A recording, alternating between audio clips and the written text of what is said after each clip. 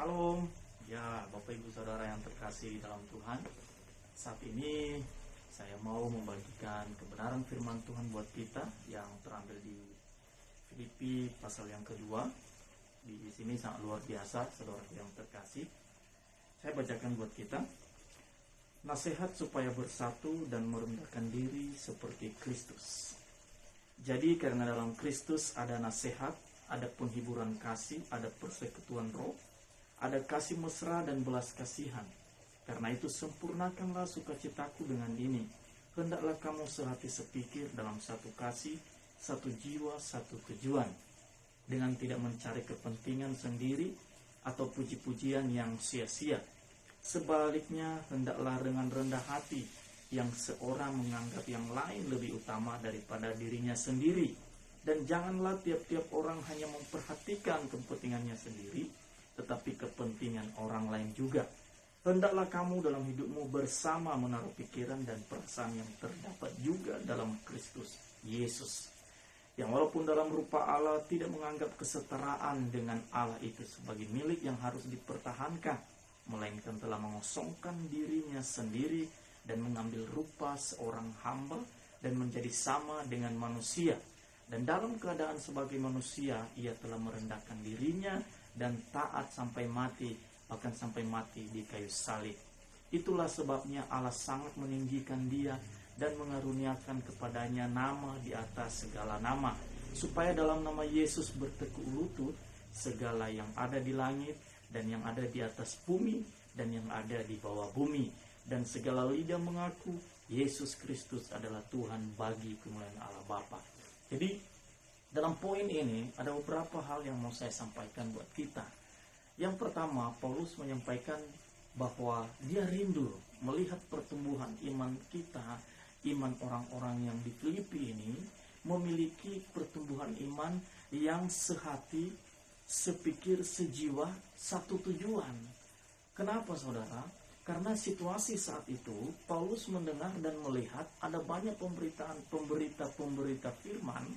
Itu mereka menyampaikan firman Tuhan. Kalau Anda membaca di pasal 1, itu Paulus menyampaikan isi hatinya kepada jemaat Filipi, menyampaikan meskipun ada orang yang memberitakan firman dengan kepentingan sendiri atau ingin menghambat kegerakannya Paulus memberitakan Injil atau merendahkan dan mengucilkan Paulus, dia tidak peduli untuk hal itu.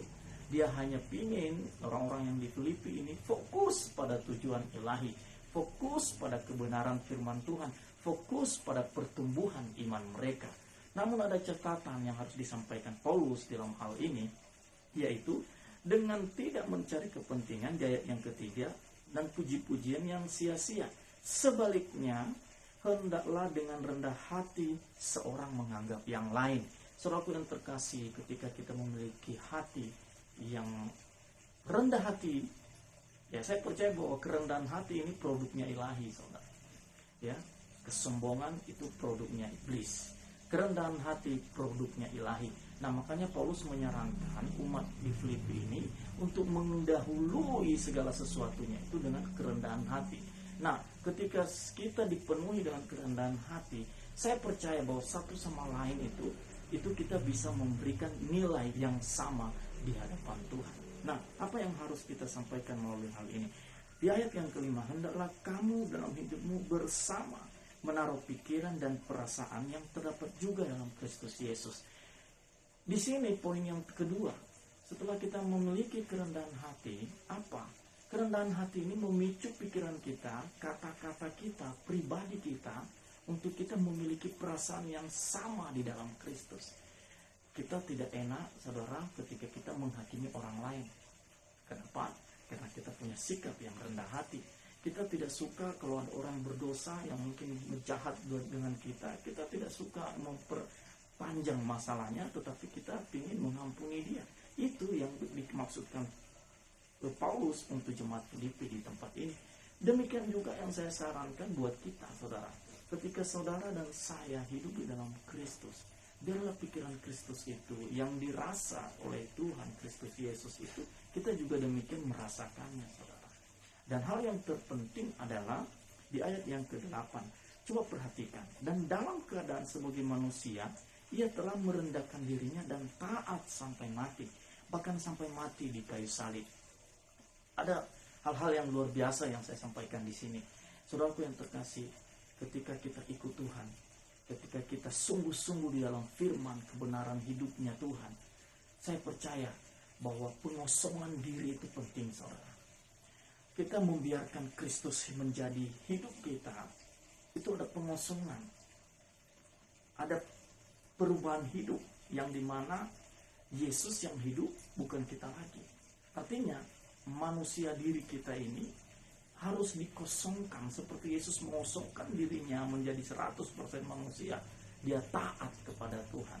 Nah, sama saudara yang terkasih, kita tidak mampu taat kepada segala kebenaran firman Tuhan kalau kita masih belum mengosongkan diri. Nah, bagaimana caranya pengosongan diri ini? Hiduplah pertobatan yang sungguh-sungguh kepada Tuhan. Bagaimana prosesnya? Biarkan proses Tuhan yang bekerja dalam diri saudara. Nah, ada poin yang paling penting yang ketika Yesus di ayat 8 ini, dan dalam keadaan sebagai manusia, ia telah merendahkan dirinya.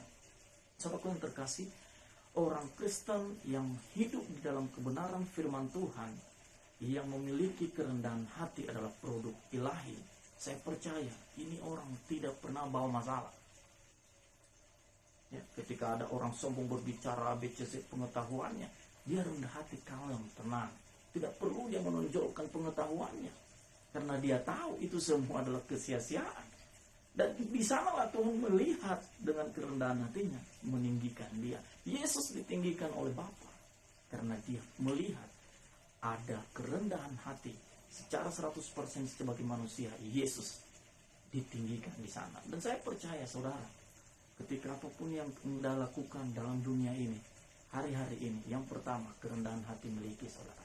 Yang kedua, hiduplah di dalam perasaan dan pikiran Kristus, supaya kita bisa menilai, melihat, memandang, memberi pandangan sama seperti Kristus memiliki pandangan. Yang ketiga, pengosongan diri saudara. Itu penting ketika saudara merendahkan hati, merendahkan diri di hadapan Tuhan. Tuhan yang meninggikan saudara. Saya percaya firman Tuhan ini dapat memberkati saudara. Shalom.